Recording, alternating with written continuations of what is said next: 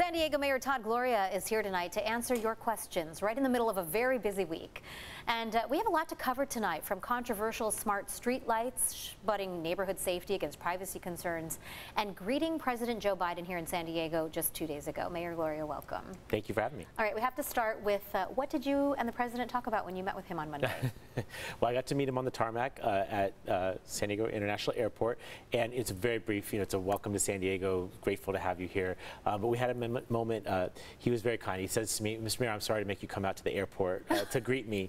I said, "Well, sir, you gave us about $20 million to repair the airport, so I'll meet you anywhere you want." That's true. I'll just share with your viewers, every time I've met with the president, which is a handful now, he always expresses his love for San Diego, and that makes me excited, because when I'm asking for stuff for our city, the fact that he has an affection, his nephew actually serves in the Navy here, and so he has a lot of awareness of what's going on. That all accrues to our benefit, so I appreciate having an advocate like him in the White House. So he has a personal connection here. He does, and I know that he calls his family members with regularity. Each time we talk, there's a fresh update, so I know he has his finger on the pulse of what's happening in San Diego, and you know, he's been here twice in the last 4 or 5 months. It gives me a good opportunity to just hit him up for a little more resources to fix our roads, you know, build some more quality infrastructure, and because of the bipartisan infrastructure bill, we often get told yes.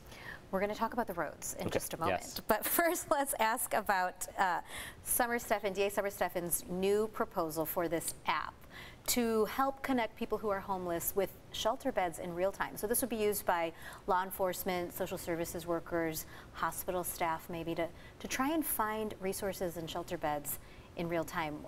The County Board of Supervisors just approved this yesterday. What's your take on this as one avenue to try and solve the homelessness crisis? It's a way to take our limited dollars and make them more efficient and effective, and I appreciate the DA getting involved. You know, some politicians won't engage on this issue, and for those of us that do, we're often frustrated when they kind of fade into the hedges, you know, when this issue comes up. She is engaged in this issue, and Marcella, I want you to know, when cities like ours, under my administration, has increased shelter capacity by nearly 70%. That's hundreds of additional beds. Each one of those beds should be full every single day. With an app like this, it gives us a greater likelihood that we can match the right bed with the right person, and so I appreciate the DA leaning in on this and helping our efforts to get more people off the streets faster. Because it's also about people who may have pets or other issues, disabilities, and you can find that help in real time. Exactly. And not make a million phone calls. Well, and that's been, we've made some corrections at the city. This may help us be even more effective. But yeah, you know, when one of our officers makes contact, they have to start calling through a phone tree. This is not efficient or effective. And during those phone calls, it could be that the individual chooses to decline services while waiting. The other thing is that having a specific inventory. What is often the case is some of these folks are medically fragile and they can't get into the second bunk on a bunk bed. Right. And so under finding, there's a lower bunk here, this is a right placement, and instead this other placement can go to this individual. It's meeting the resource to the right individual to make sure that our shelters are full and that all of these folks are getting off the streets and on their way to permanent housing. And I like that, giving them not as long of a chance to decline that service.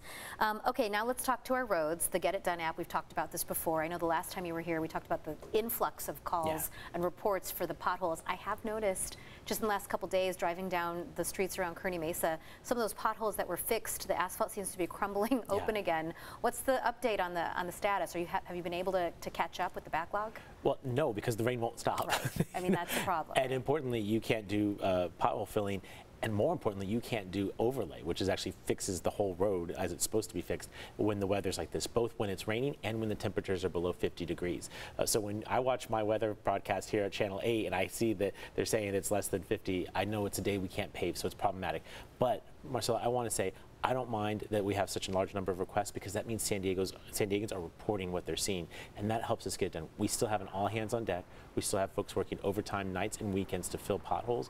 We just need Mother Nature to start cooperating with us. You also last time said you have openings in the city to fill some of these spots. We do, and importantly, next week we're going to have a hiring fair at Balboa Park, because we want folks to come walk for us. Help us fix the roads, fix our street lights, come work in our libraries, our park and rec department, police department. We can use people. About 20% of the positions in the city right now are vacant, and so the hiring fair is helpful. I'm working with our bargaining units right now to try and provide some pay increases to make sure our jobs are as attractive as possible. But ultimately, these two things together, citizens reporting what they see and having enough hands to make light work out of all the work that we have coming in the door. But please encourage your viewers, keep reporting what you see. We will get to it, and just keep praying that this rain will pass. I know we need the water, but at this point, we need to fix the roads too. All right, 2 more questions, 2 more minutes. Give us your your opinion on the San Diego Police Department asking for 500 smart streetlights, which would include license plate readers? It always renews the debate between a crime-fighting tool and privacy concerns. I understand that balance, but I want to be unequivocal. I support providing this technology to our police department. We have to help them get bad people off the streets as fast as possible. When you're the victim of a crime, this will actually help make sure that you get justice. And what it does is allow our officers to work more efficiently and effectively. Rather than pulling over every car that sort of matches the description that we're looking for, they can instead zero in on the exact year, make, and model of the vehicle we're looking for. That means that we find criminals faster, can hold them accountable quicker, and deliver justice to San Diegans more effectively. Importantly, we've spent 2 years working on a privacy initiative to make sure that the data that we collect is used responsibly and that innocent people's information is not held onto. That was approved by the City Council. We're following that process now with this technology, and my hope is that the City Council will authorize this in the coming weeks, and then we'll have this stuff deployed by this summer. Make sure that when folks are out enjoying our beaches and bays, that they know that they're doing it with the full protection of the San Diego Police Department. All right, eyes in the sky. It will always be controversial, but we understand that there is a need with the petty crime up. All right, last question real quick. We kind of just learned last week, a little bit of a surprise maybe, that the OB Pier may never open again as it stands in its current form. A lot of talk about finally actually building a new pier. What are some of your ideas to try and get that rolling? Well, I think you guys are the only ones that did the story, which I appreciate you telling folks about that. It was surprising because for the 18 years I've lived here, almost 19, it's the OB Pier shut down, then it opens. Yeah, well, that's climate change that's happening. I went out and personally toured the pier on Friday. The damage is significant. We're waiting till the storms pass in order to do a full assessment to realize whether or not we can do some limited improvements to reestablish access. But setting that aside, we know that it needs to be replaced or repaired significantly. We have a citizens committee. They're hosting their first meeting on April the 1st, where we're going to invite public input on what must be done there. But ultimately, that pier has served us well for decades. It's a very harsh environment, and recent storms have really impaired its ability to operate successfully. Ultimately, we need to find a new path for the pier, but my hope is that once the storms pass, that we can make some minor modifications, get it reopened. I know San Diegans love that pier. Right. I do too. We want to get it reopened, whether temporarily or permanently. Got it. All right, Mayor, thank you so much for joining us today on this rainy Wednesday. Appreciate your time. I know it's been a busy week. No problem at all. My pleasure. Going to send it back to you.